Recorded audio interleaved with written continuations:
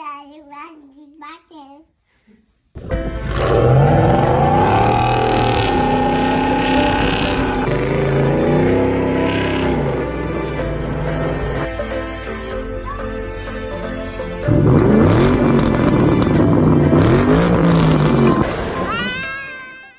Good morning, you guys. Welcome back to the channel. Welcome back to Hot Wheels Dad. If this is your first time checking the channel out, welcome. I'd appreciate it if you guys would give me a subscribe and hit the like button. It really does help my channel out. If you are a returning watcher, welcome back to the channel. If you guys have seen my last few uploads, I wanted to give you guys a quick update on that. Here is everything that we have left as far as the retail arbitrage business goes. Yesterday was officially 2 weeks to the day when we started listing our items. We are officially $600 positive, which means we've had $1,300 in gross sales. So pretty awesome, you guys. We have a ton of stuff left to sell, so super excited. Stuff on the table is the stuff that has already sold. So we have people coming this weekend to pick this stuff up here. Today, this video is all about the Shelby GT500. Because I did a video in this series that was all about what I hate about the GT500, today's going to be all about what I love about the GT500. It is currently about 7 o'clock in the morning. It's Saturday morning. I know most of my neighbors are asleep. Most of my neighbors probably hate me doing a cold start, but I'm going to get one for you guys anyway. But first, I have to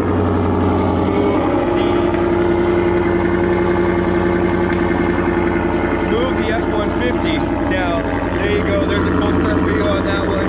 I know my neighbors hate it every morning when I start this truck up, but you know, you gotta love the sound of that Corsa exhaust. You can never get enough. If you want your F-150 to sound like this one, link in the description, Corsa Extreme, love it, you guys will love it too. Alright guys, here's your cold start on a 2013 Shelby GT500.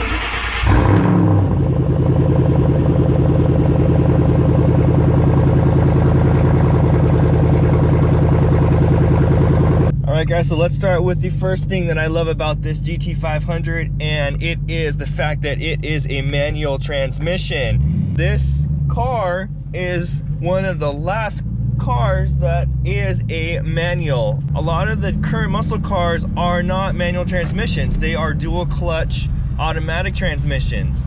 And there's something about really being able to be in control of the car with a manual. You become one with the car, and maybe like our kids are gonna not know what that third pedal is for. They are gonna have no clue, and actually kind of sad. I enjoy learning how to drive a manual transmission. My dad taught me how to drive a manual. My very first car, or it was actually a truck, it was a manual, and I didn't even really know how to drive it, and I pulled it off the lot and learned right then and there, bam, it was how I learned to drive my very first car. It's going to be like our kids today. They're never gonna know what this was right here. They will not know how to roll up a manual window. So the next thing that I love about the GT500, and this is something that some people don't care for, but the fact that it has extremely long gears. The gearing ratio in the car is set up to made for, you can get up to 60 miles per hour in first gear. Now that was done in that time for 0 to 60 rating, and it's really cool because I got into cars in an era where Fast and the Furious was up and coming, and it had just come out. And the funny thing is, the speed sequences in the movie, if you guys have ever watched the movie, it feels like their gears are really long. Their 10-second races in the movie seem like they really are a long time, and their gears seem to be extremely long. When you were in a race, it's not going to last that long. And so I don't know, I like the long gears. I'm a fan of it. You know, when you're on the highway and you do a pull, it seems like your car just pulls and pulls and pulls, then you shift and it pulls and pulls again, and all of a sudden you are at law-breaking speeds. So it's something that I really love, I enjoy, and I will get you a pull for you guys right now. Alright, here you go guys. Here's when you would normally shift into second. Shifting into third. Now into fourth. And yes, you are already at law-breaking speeds. We won't say how fast we were going, but it's crazy. Those gears are so long. If you were in a Corvette, you would be shifting probably 2 or 3 times there. And so, again, it's something that I really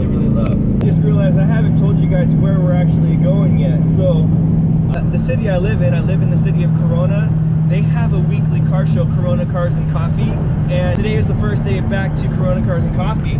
So we're heading out. Hopefully we see some really, really cool cars. They changed locations on us. It used to be at Saline headquarters. Now they moved it to a parking lot down the street, supposedly at an International House of Pancakes, but we'll see when we get there. Hopefully there's some cool cars. Hopefully I get you guys some cool things to see, but I do want to continue this video as far as what I love about the Shelby GT500. All right guys, so we have officially arrived to Corona Cars and Coffee, and there is a ton of cars out here to see.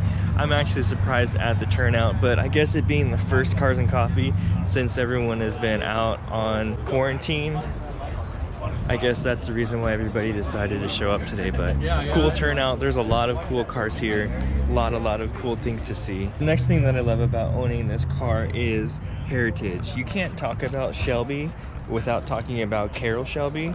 He was the mastermind, he was the designer. Carroll Shelby unfortunately passed away back in 2012, but this particular car, this car was the last of the GT500s that Carroll Shelby himself had any feedback or any part of design or any part of actually making the car. This car is actually the last car. 2013 is the last car that Carroll Shelby actually drove.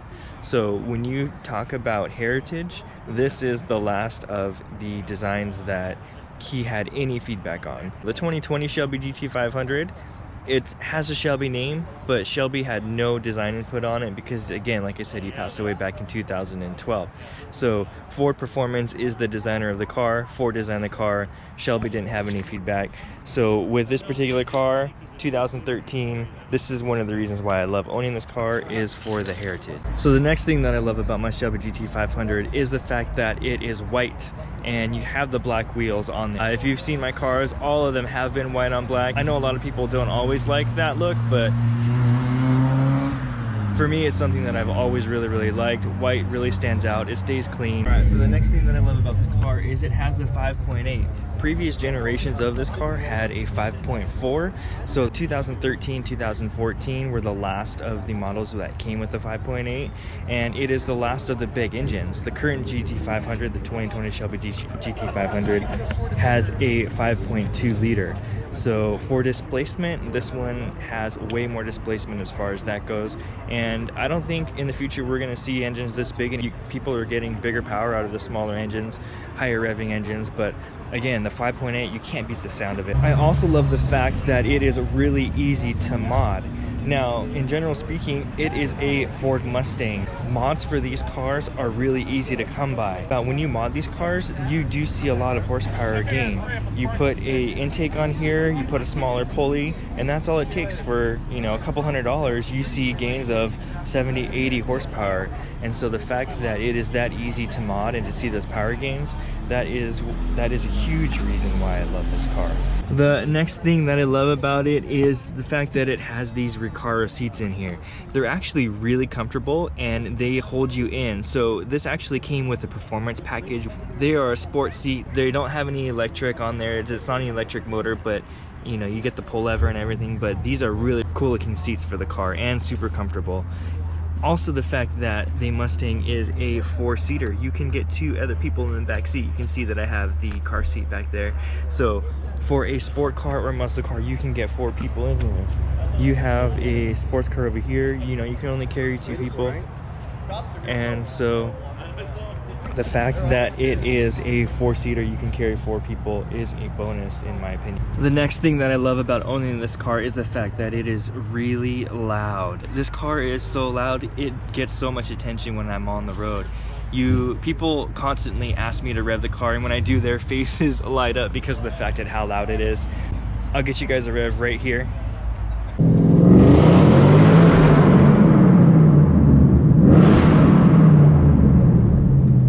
But man, it is a loud car.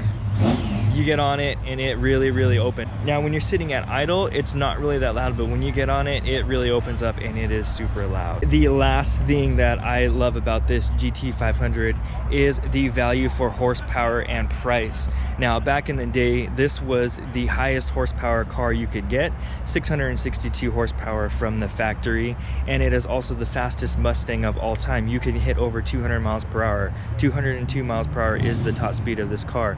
Even the 2020 Shelby GT500, you cannot hit 200 miles per hour in.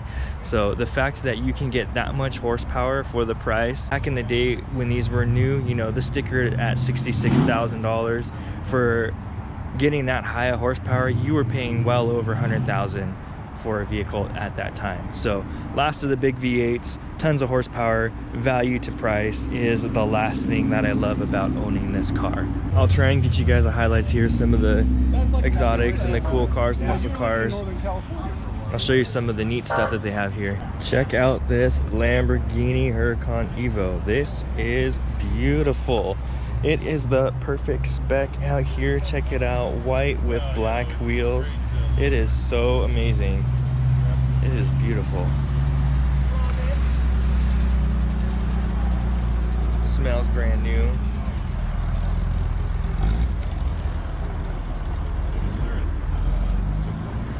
Check out how big the lift is on this Tundra. Man, this hood, I'm 6 foot and I can't even see over the top of this hood. This is crazy.